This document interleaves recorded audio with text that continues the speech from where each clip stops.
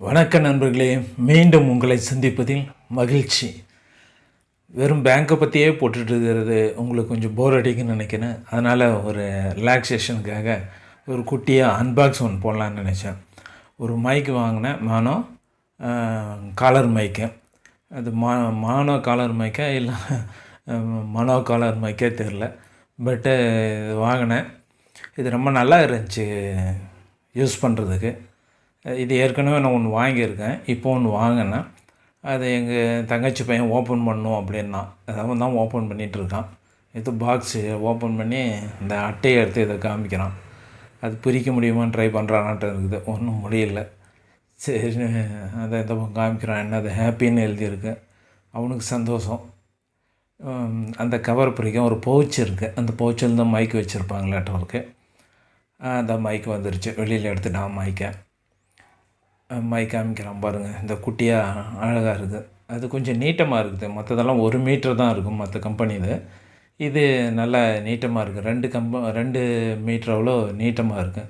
So நம்ம கம்ஃபர்டபுளாக உட்காந்து பேசலாம், கொஞ்சம் டிஸ்டன்ஸ் இருந்தாலும் பேசலாம். அந்த பின்னை எடுத்துருக்கான். அது பின்னு திருப்பியும் என்ன பண்ணுறான், பையில் ஏதாச்சும் இருக்குதான்னு பார்க்குறான், தேடுறான். சரி என்ன பண்ணலான்னு யோசிக்கிறானாட்டு பின்னை எடுத்திருக்கான். பின்னை காமிக்கிறான். அங்கே ஒரு பின் இருக்குது. அந்த பின் நல்லா இருக்குது, மெட்டலில் செஞ்சுருக்காங்க, நல்லா ஸ்ட்ராங்காக இருக்குது. அடுத்தது இன்னொரு பின்னை எடுக்கிறோம். எக்ஸ்ட்ரா ஒன்று கொடுத்துருக்காங்க, ஸ்பேர் பின் ஒன்று கொடுத்துருக்காங்க. அது நல்லாயிருக்கு. இன்னொரு எதாவது பாக்ஸில் இருக்கான்னு தேடுறான். இன்னொரு அட்டை தான் இருக்குது, டிஸ்கிரிப்ஷன் அட்டைன்னு நினைக்கிறேன். அந்த பவுச்சு காமிக்கிறான். பவுச் பாருங்கள் நல்லா இருக்குது அப்படின்ட்டு காமிக்கிறான். பின்னால் ஒன்றும் இல்லை, பவுச்சில் முன்னால் மட்டும்தான் ப்ரிண்ட் ஆகிருக்கு.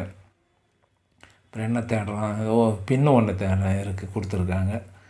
அது என்ன பின், டிஆர்எஸ் பின்னுன்னு நினைக்கிறேன். டிஆர்எஸ் பின்னு அது இதுக்கு யூஸ் பண்ணிக்கலாம், இது கேமராவுக்கு யூஸ் பண்ணலாம். அந்த பின் ஒன்று ஸ்பேராக கொடுத்துருக்காங்க.